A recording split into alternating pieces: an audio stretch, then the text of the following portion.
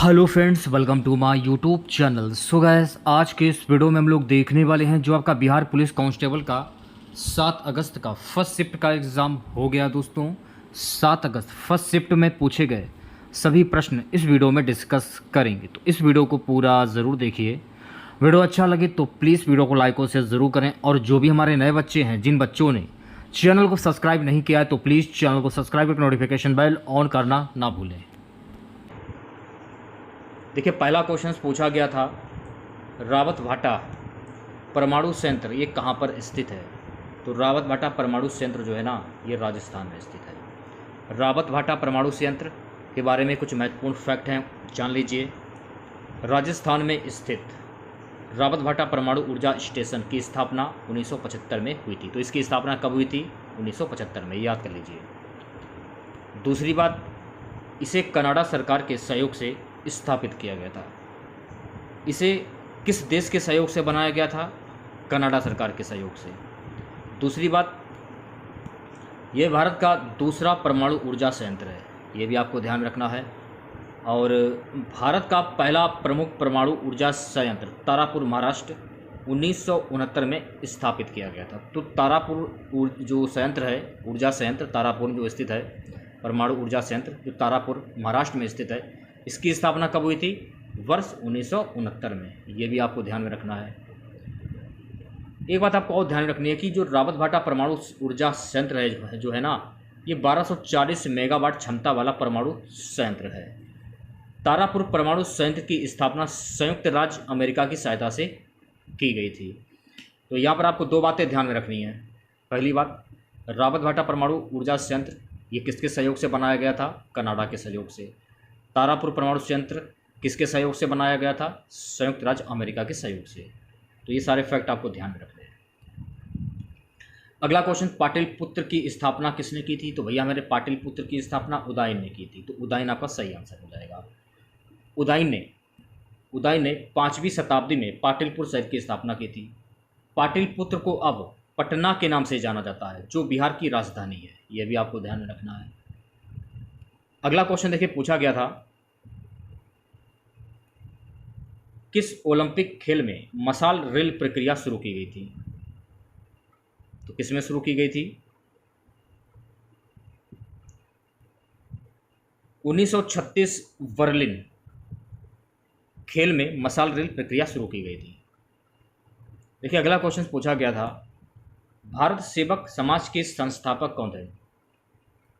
तो भारत सेवक समाज के संस्थापक थे गोपाल कृष्ण गोखले। भारत सेवक समाज सर्वेंट्स ऑफ इंडिया सोसाइटी की स्थापना गोपाल कृष्ण गोखले ने पुणे महाराष्ट्र में 12 जून 1950 को की थी। तो यहाँ पर आपको एक बात और ध्यान रखनी है, अगर पेपर में पूछा जाए कि सर्वेंट्स ऑफ इंडिया सोसाइटी की स्थापना किसने की थी? गोपाल कृष्ण गोखले ने की थी। कब की थी? पुणे महाराष्ट्र में 12 जून 1905 को। भारत सेवक समाज की स्थापना भी गोपाल कृष्ण गोखले के द्वारा की गई थी। अगला क्वेश्चन देखिए, पूछा गया था कि अखिल भारतीय दलित वर्ग संघ की स्थापना किसने की थी? तो देखिए, अखिल भारतीय दलित वर्ग संघ की स्थापना डॉक्टर वी.आर. अम्बेडकर के द्वारा की गई थी। 1926 में नागपुर में अखिल भारतीय दलित वर्ग संघ का गठन किया गया था। कब गठन किया गया था? 1926 में। कहाँ पर? नागपुर में। इसमें डॉक्टर वी.आर. अम्बेडकर ने भाग नहीं लिया था, ये भी आपको ध्यान रखना है। डॉक्टर अम्बेडकर ने अखिल भारतीय दलित वर्ग संघ से इस्तीफा दे दिया और 1930 में अपनी अखिल भारतीय दलित वर्ग कांग्रेस का गठन किया। नेक्स्ट क्वेश्चन देखिए, पूछा गया था, सुभाष चंद्र बोस ने कौन सा नारा दिया था? तो सुभाष चंद्र बोस ने जय हिंद का नारा दिया था। अगला क्वेश्चन देखिए, पूछा गया था, मूल कर्तव्यों को किस भाषा में शामिल किया गया था? तो देखिए, मूल कर्तव्यों को भाग 4 का भाषा में शामिल किया गया था। अगला क्वेश्चन देखिए, पूछा गया था, हाईकोर्ट का सभी अधीनस्थ न्यायालयों पर नियंत्रण किस आर्टिकल में है? हाईकोर्ट का सभी अधीनस्थ न्यायालयों पर नियंत्रण आर्टिकल 227 में है। अनुच्छेद 235 की अगर हम बात करें तो देखिए, आर्टिकल 235 में क्या है? अधीनस्थ न्यायालयों के नियंत्रण का प्रावधान करता है। अनुच्छेद 217 उच्च न्यायालय के न्यायाधीश की नियुक्ति और पद की शर्तें बताता है। अनुच्छेद 279 में क्या है ये भी जान लीजिए, शुद्ध आगम आदि की गणना के बारे में बताता है। और अनुच्छेद 251 में अनुच्छेद 249 और 250 के तहत संसद द्वारा बनाए गए कानून और राज्य द्वारा बनाए गए कानून के प्रति असंगति बताता है। देखिए अगला क्वेश्चन पूछा गया था कि राज्यसभा के सदस्यों का चुनाव किसके द्वारा किया जाता है। तो आपको ध्यान में रखना है कि राज्यसभा के सदस्यों का जो चुनाव है ना, विधानसभा के निर्वाचित सदस्यों के द्वारा किया जाता है। अगला क्वेश्चन देखिएगा, भारत में किसी भी मामले को कहीं भी ट्रांसफ़र करने का अधिकार किसके पास है। तो भारत में किसी भी मामले को कहीं भी ट्रांसफ़र करने का जो अधिकार है ना, सुप्रीम कोर्ट के पास में है। ये आपको ध्यान रखना है। एक क्वेश्चन देखिए पूछा गया था स्थानीय सरकार के अवगुण के बारे में।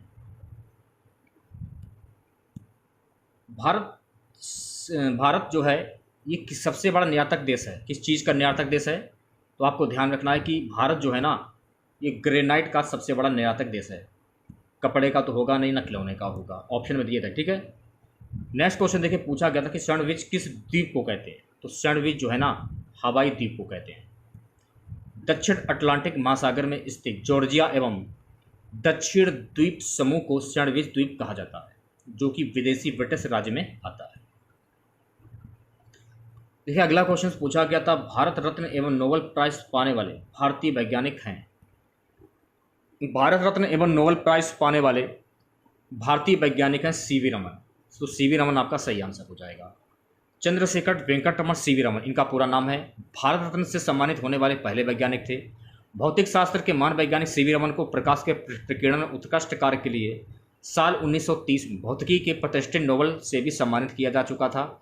उनका आविष्कार उनके ही नाम पर रामन प्रभाव के नाम से जाना जाता है, रैमन प्रभाव के नाम से जाना जाता है। अगला क्वेश्चन देखिए पूछा गया था, किस महाद्वीप में कर्क मकर भूमध्य रेखा गुजरती है।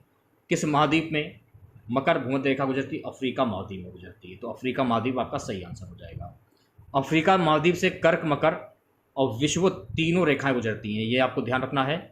विषुवत भी आपको ध्यान रखना है, ठीक है। कर्क मकर तो गुजरती हैं, विषुवत भी गुजरती हैं, ठीक है। अगला क्वेश्चन देखिए पूछा गया कि इरित्रिया जो 1993 में यूएन का 182वां सदस्य बना है, ये किस महाद्वीप में है।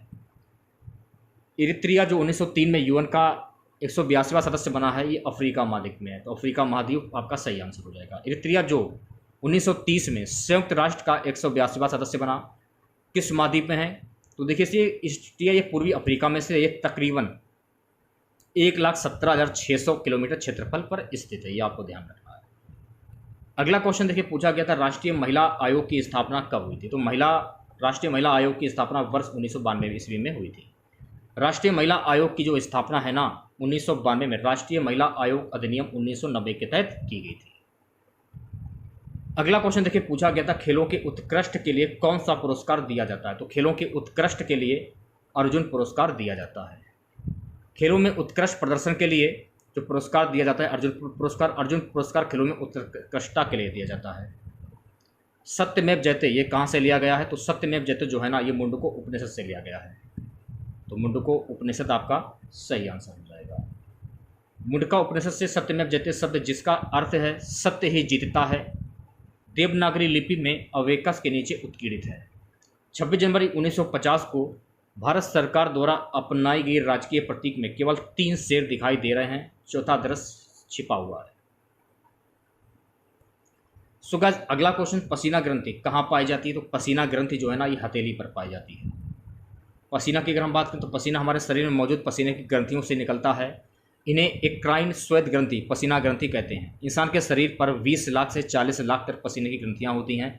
ये ग्रंथियाँ पैरों के तलवों, हथेली, मस्तक, गाल और आँख में सबसे ज़्यादा होती है। यह भी आपको ध्यान में रखना है। एक क्वेश्चन देखिए पूछा गया था, कोशिका की तिरछता कौन बनाता है। तो कोशिका की जो तिरछता है ना, ये वैक्यूम ऑल्स बनाता है। अगला क्वेश्चन देखिए पूछा गया था कि ऊतक कोशिका जिसमें अवकाश पाया जाता है। तो ऊतक कोशिका जिसमें अवकाश पाया जाता है ये होता है पेरेन्काइमा। एक क्वेश्चन देखिए पूछा गया था, सम्मागी मिश्रण का उदाहरण है। तो सम्मागी मिश्रण का उदाहरण है नमक का घोल। अगला क्वेश्चन देखिए पूछा गया था, प्लास्टर ऑफ पेरिस इसका जमना किसका उदाहरण है। तो प्लास्टर ऑफ पेरिस का जमना जल शोधन का उदाहरण है। अगला क्वेश्चन पूछा गया था, परमाणु रिएक्टर में मंदक के रूप में कौन कार्य करता है। तो परमाणु रिएक्टर में मंदक के रूप में इनमें से सभी, ऑप्शन जो दिए गए थे जो इनमें से सभी था वो करेक्ट आंसर था। अगला क्वेश्चन, जीवाणु की खोज किसने की थी? तो जीवाणु की खोज जो है ल्यूवन हॉक के द्वारा की गई थी। एक क्वेश्चन देखिए क्लोरोप्लास्ट से पूछा गया था, लेकिन हमको जो है क्वेश्चंस करेक्ट नहीं कि क्वेश्चंस क्या पूछा गया था। इनमें से कौन सी एक उपधातु है, ये क्वेश्चंस पूछा गया था, जिसमें ऑप्शन देखे थे सोडियम, कॉपर, आयरन। ऑस्टनेट जो था ना, ये बिल्कुल सही आंसर था, ऑस्टनेट। तो जिन बच्चों ने ऑस्टनेट पर टिक किया होगा सभी लोग बिल्कुल सही हो जाएंगे। ठीक है, चलिए अब हम लोग हिंदी के क्वेश्चन देख लेते हैं। पूर्वक देखिएगा सभी बच्चे। क्वेश्चन क्या है? जो सब कुछ जानता है उसे हम क्या कहते हैं? जो सब कुछ जानता है उसे हम कहते हैं सर्वज्ञ। तो वी ऑप्शन जो है आपका बिल्कुल सही हो जाएगा।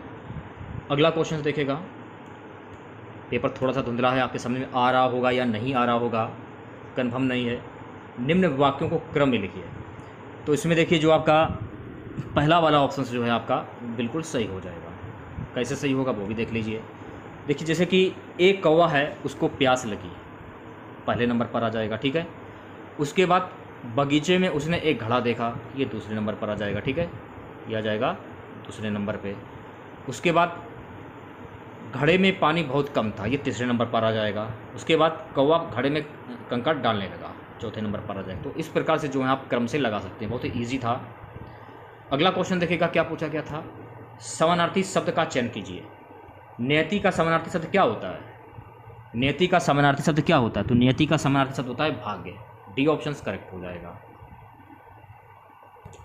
देखिए अगला क्वेश्चन, इनमें से कौन आलवार महिला संत है?